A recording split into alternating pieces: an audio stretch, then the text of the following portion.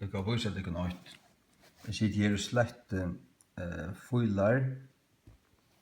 Jeg sitter og slett MP3-filer. Som jeg kan slette, som jeg har lagt, jeg har gjort YouTube-filer av. Så sletter jeg gamle filer, så sitter jeg her. Og så her øyne filer GT4 kjentofer. Her har vi snakket om kjenta rattlester av Gamla testamentet. GT4 kjentofer. Hikk hva han filen fytler.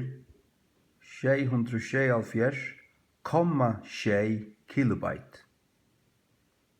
Det er ikke merslet. Ikke GT4 sattofer, men GT4 kjentofer.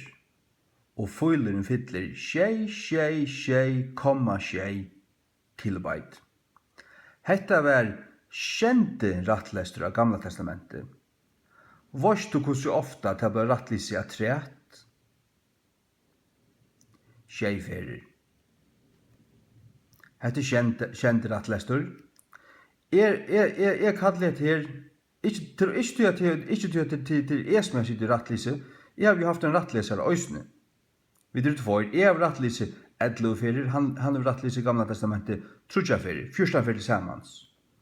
Jeg kallar det her Guds egna fingramerke. God kallar jeg meg til å gjøre det her.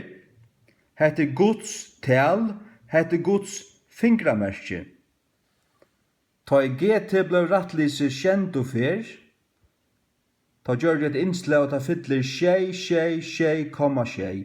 Ikke 666,6. Ikke 666,6. Nei, 666,6. For kjent og fer. Just vel.